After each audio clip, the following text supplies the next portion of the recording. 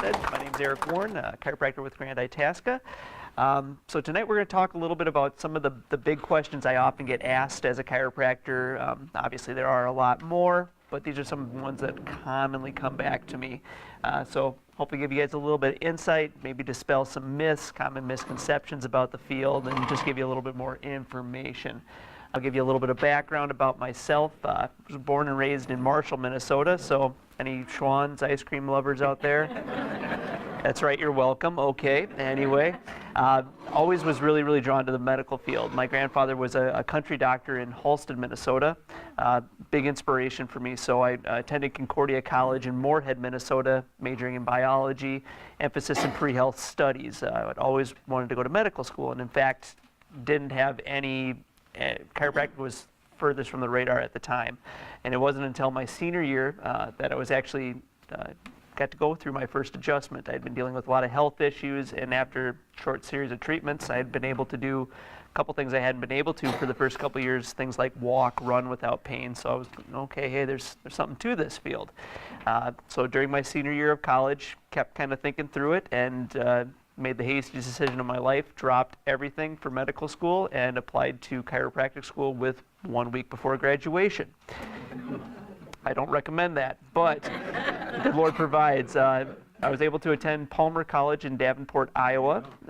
So attended there, was able to serve my hometown for the first year of my practice, and then for the past couple of years I've been serving in Bemidji, Minnesota, until this summer when Grand Itasca invited me to become part of the staff, and it's been a privilege and a pleasure to be able to serve Grand Rapids and Grand Itasca. Outside of work, love being active, anything outdoors, hunting, fishing, swimming, hiking. I've got a 10-year-old Springer Spaniel named Duke. Oh, yeah. You'll probably see us walking around town, stop us. He loves people. Also love getting to exercise. Anything physically active I love to do. As kind of a side hobby, I am a coach at the CrossFit gym in town, so loving to do all those other fun things. But let's talk a little bit about what is chiropractic. So basically what chiropractic is, it's a conservative form of healthcare. Ultimately what a chiropractor is trying to do is influence a patient's nervous system, and we do this by addressing the muscles and joints of the person's body. Originally this was developed by a man by the name of D.D. Palmer in Davenport, Iowa in 1895. There is a test on this later, so everybody can touch it. All right. Before that, believe it or not, this form of healthcare was practiced for many years beforehand, and truthfully, it was even called bone-breaking medicine. True story. This was oftentimes utilized by blue-collar people because, like nowadays, in olden days, healthcare was oftentimes very expensive. However, it wasn't until 1895 that chiropractic first got its name. When broken down, chiropractic literally means to be done by hand. This was coined shortly after the first adjustment in 1895. So let's talk a little bit about what do chiropractors treat. Short story of this, chiropractors treat what are called subluxations. In chiropractic philosophy, a subluxation is a misalignment of a joint placing pressure on a nerve. So this is most commonly seen in the spine, but we can also see it elsewhere downstream, as I tell patients. So things like carpal tunnel, tarsal tunnel, these are some different ideas of a misalignment of a joint which will place pressure on a nerve. Making sense so far? I got some loud nods out there. This is great. But again, the bread and butter for chiropractors is the spine itself. We say that there are three causes of subluxations, which are thoughts, traumas, and toxins. Now, traumas, very obvious because, well, let's just use Minnesota as an example here. We've all taken a spill on the ice a time or two, hurt our backs. We've all picked up something very heavy and heard something go pop. Truth be told, that's only about 20% of what chiropractors deal with, are trauma-related subluxations. The other very rare one is called toxins. Now, this is obviously any type of a chemical irritant to our body, so poor diets, pollution, these kinds of things. And this is going to account for about 10% of what chiropractors deal with. The last one, and this is going to be 70% of what chiropractors deal with, are thoughts, emotions. How about stress? Has anybody here ever been stressed before? Not a hand. Wow, you guys are, wow. Now, the reason why I say stress, and this is a great example, is because whenever our body perceives a threat, it's going to go into that fight or flight mode. Now, whenever we start to get in that fight or flight mode, our body has a tendency to kind of, see how I'm getting kind of arched up here?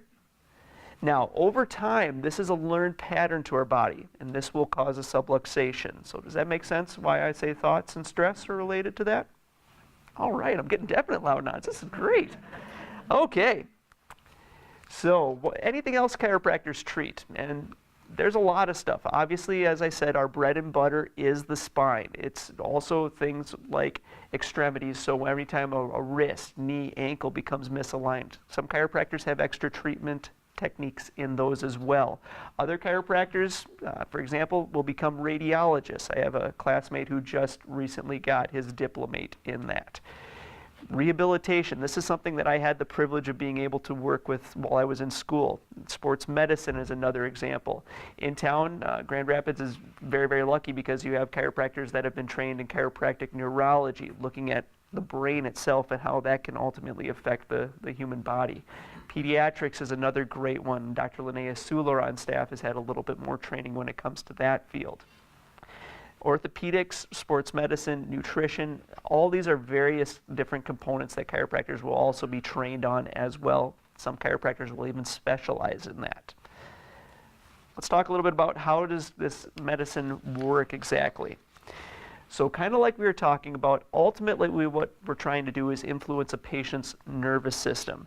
And in doing so, I'm going to use a couple of analogies. Is that all right with everybody? Okay, good.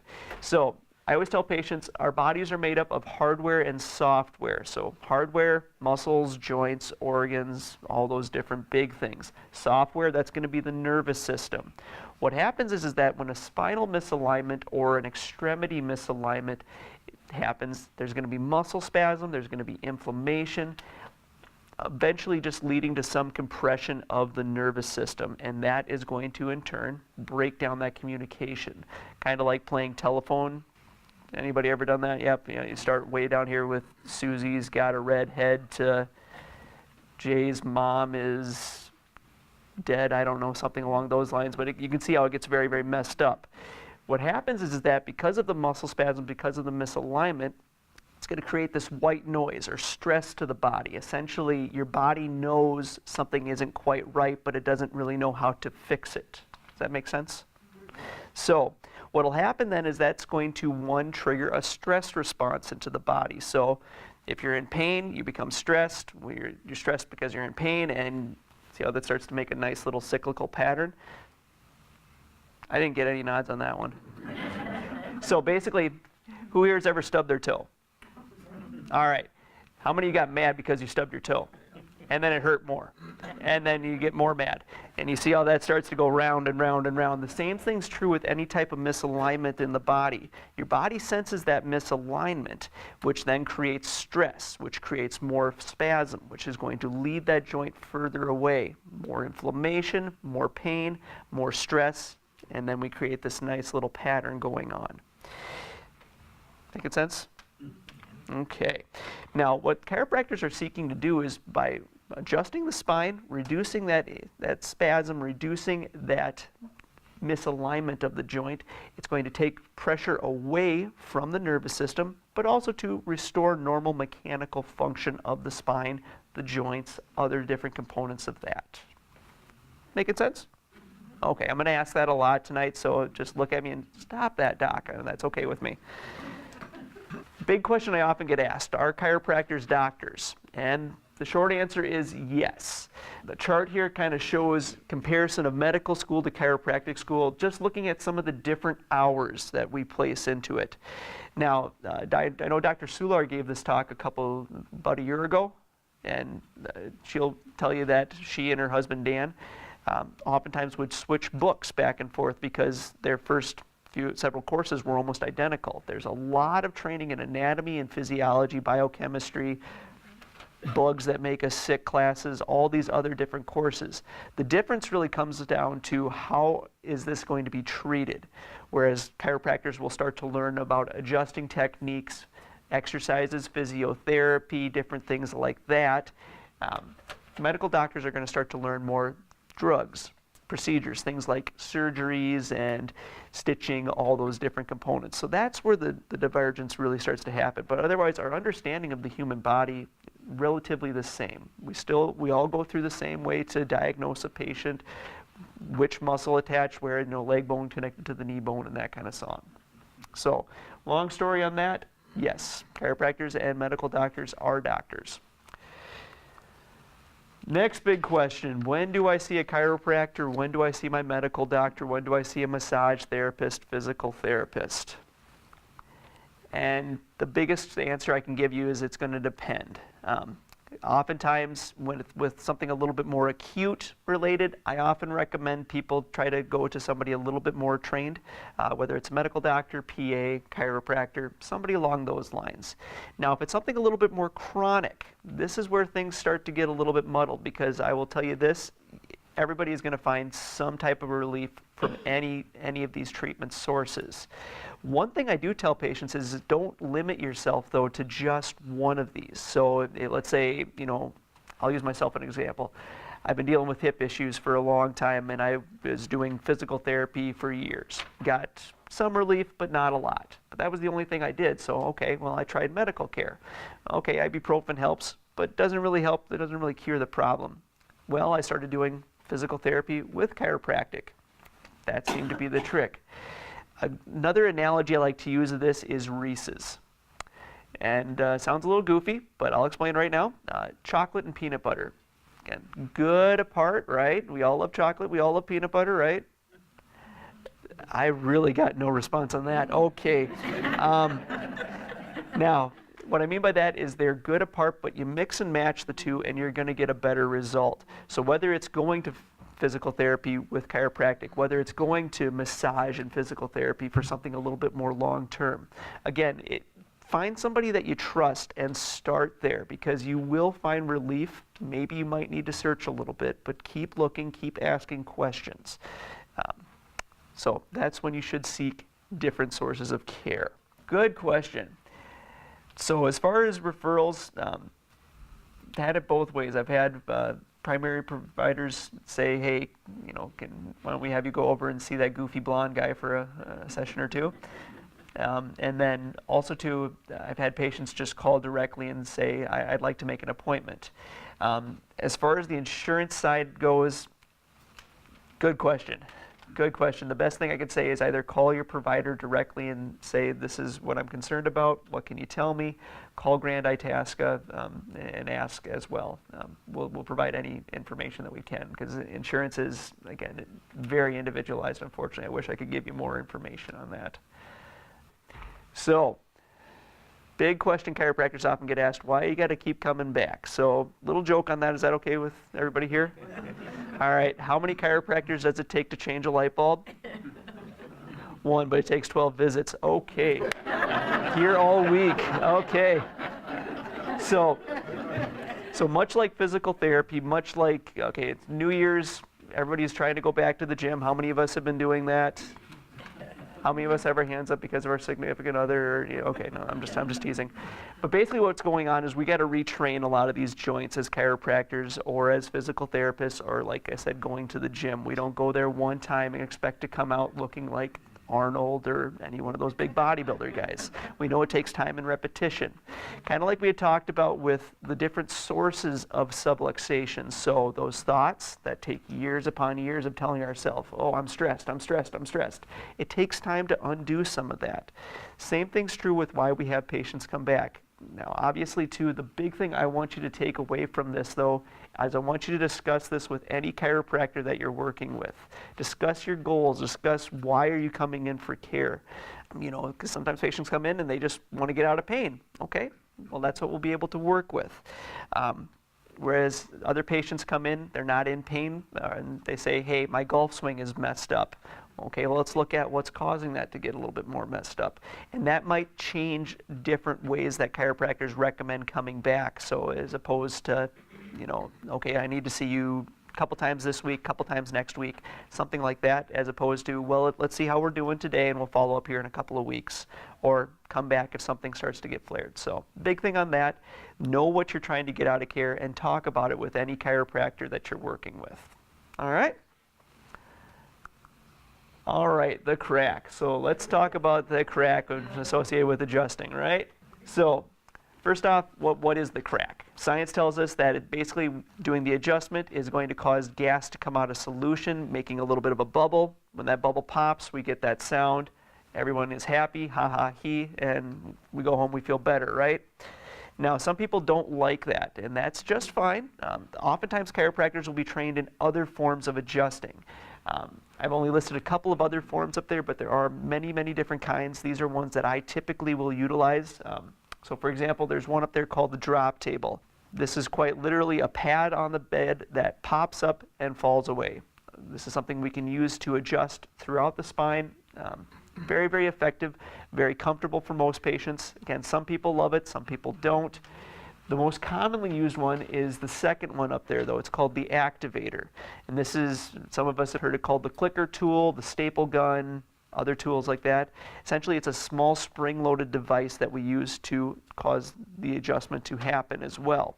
And for any of us here from Minnesota, this was invented in southwestern Minnesota. So just in case anyone's on Final Jeopardy and they've got useless chiropractic trivia, you're welcome. Okay. The last technique up there is also called blocking. And this is where, quite literally, there are wedges placed underneath a patient's hips. Ultimately, what's going to happen is that if a chiropractor has a little bit more experience with a certain technique, they'll probably gravitate towards that. However, again, discuss with your chiropractor if you've got concerns regarding a technique. You don't want this cracked. You want to have something just discuss it with your chiropractor, so that way they know what you're after and you know that you're going to be getting the best care to help out what you're coming in for. All right, what can I do to help prevent problems? So these are some of the best found lists that I have to help patients out. And the first one up there, pushing versus pulling. Pushing is oftentimes a lot easier on your back and neck. Simple reasoning put towards this, a lot of times whenever I address pulling actions with patients, we don't really know how to pull properly. It's not that we can't, it's not that we don't have the strength, I'm not saying anything like that, it's just mechanically, we just don't know how to do it that properly. And so as a result, anytime we're pulling, it places undue stress on the spine. Posture. This is going to be one of the big ones. How many of us have been told time and again, sit up straight, chin back, all that good stuff. And this is very, very true. The more that you can do to maintain a good posture, so making sure your head is stacked over your shoulders, shoulders over your hips, hips over your feet, better off you're going to be. Little simple cues I give to everybody that comes in to see me: tuck your chin and squeeze your butt. Sounds a little crass, but between those two, that's going to set yourself in a good position, mechanically speaking, and take a lot of stress and strain off of your back and neck. Proper lifting. We've all been told, again, lift with your legs, not your back. Reason for this, we've got bigger muscles in our legs, back, not so much. So again, this comes down to that pulling scenario. So how many of us have ever had to lift something heavy off of the ground? Yep. So if we're able to use some of these big movers of the legs, it's one, going to take a lot of stress off of our back. Two, we're able to move better. Three, we don't hurt. And I think we can all agree that we don't like that hurting part. I got one laugh. Okay, good. Activity. So just being active, maintaining a healthy, active lifestyle. The more that we become stagnant, the worse off our body is going to be. A perfect example of this is how many of us have ever seen a stagnant pond or river around here? Yep, our body is going to work the same way. If we're not moving, our body just isn't able to keep motion. It's not able to heal. It's not able to be healthy. Healthy eating, again, diet and exercise. We talked a little bit about toxins causing subluxations. So if we're able to put proper fuel into our bodies, the better off everything is going to be able to function. Sleeping is a big one that I get asked about a lot, so position-wise. Scientifically, the best way to sleep is on your back or on your side. This places the least amount of stress and strain on the spinal joints, as opposed to sleeping on your stomach. Now, pillows, beds, that's really going to depend. Most of the time, people are going to gravitate towards very, very soft or very, very firm beds. And unfortunately, you got to try it out from time to time. Footwear. Obviously, if we are able to keep better shoes on, whatever happens downstream will ultimately affect upstream. So if our base is nice and solid, our feet are moving well, We're not going to start to swish and sway our legs around. That's not going to cause stress on our hips, not going to throw our low back out of alignment. Making sense? Okay. And last question I often will get asked. So is chiropractic safe for all ages? And the short answer again, yes. I've had the very unique privilege of being able to adjust somebody as young as 1 week old and as old as almost 100. Yep, so very, very unique privilege. Chiropractic is safe for everybody, but again, I'm not going to be using, I'm not going to crack a baby's back. I'm not going to be doing, there's different techniques. That's why I listed some of those different avenues. Big thing I want patients to know from this is to talk with your chiropractor. So if they've had experience adjusting an infant, if they've had experience adjusting something specific. So you're coming in and saying, I've got an elbow issue. Have you dealt with this before? I've got my big toe feels funny. Have you dealt with something like this before? Talk with your chiropractor. Again, that way too they know why you're coming in, and also too if they're going to be able to help you. Question is, what kind of health issues would an infant have? Oftentimes, the birth process is very, very traumatic to a patient, to an infant. We'll oftentimes see things like, if we're able to adjust early on, things like GERD, colic, even things like inner ear related issues. How does it help with ear infections? Very good question. Couple different things are going on with that. One, we're finding that there are anatomically, there are some connections between the eustachian tube and the upper cervical spine. So by adjusting that, it takes pressure away from that eustachian tube, allowing any fluid that's within the ear canal to flow a little more freely. Also too, we talked a little bit about the nerves. So if the nervous system is communicating properly and there is something going on within the ear, your body's immune system is able to deal with it more efficiently, essentially. Yes, correct. So the question is about arthritis with chiropractic. And so arthritis, essentially, obviously there are a couple different forms, but I'm assuming osteoarthritis, the wear and tear arthritis? Yes, okay. So arthritis comes from couple different things. One is just a joint that's not in a proper position. This could be due to muscular imbalance, or also, does this sound kind of familiar to the subluxation we were just talking about, a joint that's not in the right space? I got 2 nods. Gold stars, all right. So essentially what's going on is that our body senses that instability of the joint, and it's going to start to throw calcium at it to try and lock it down. So think about it this way. How many of us had a crack in the sidewalk? And we've thrown cement on it, right, to try and smooth it out. Same process is going on here. Your body senses that wobbliness, that's my medical term of the day, and it's trying to make it feel stable. So as a result, that's when the spurs start coming about. Now, as far as what can chiropractic do to help with that? Once arthritis is formed, it does take time to develop to that. It does not go away. However, with adjustments, with being active, proper diet, things like that, it's going to slow any further progression because it's going to try to maintain the proper alignments as well as just prevent it from going further out of position. So, short little wrap up here. Chiropractic is a small piece of the puzzle in helping somebody maintain overall health and wellness. What we're trying to do as chiropractors, again, ultimately influence a patient's nervous system, trying to keep proper alignment, trying to maintain good body mechanics. Chiropractors also will be able to help counsel on things like nutrition, lifestyle, some other factors like that as well. Again, one piece of the pie, but a good piece to have around. Biggest takeaway I'd like everybody to have from here tonight, always talk with your chiropractor about what you're in for, what your goals of care are, also too if they've had experience working with specifics that you're coming in with. And lastly, prevention's always the best. Like we talked about, good posture, being active, eating healthy. These are all some of the biggest things that you're going to be able to do just to maintain overall good health, not only for your spine, but just general overall wellness. So with that, yeah, that's what I've got for us this evening. So I just want to say thank you for coming.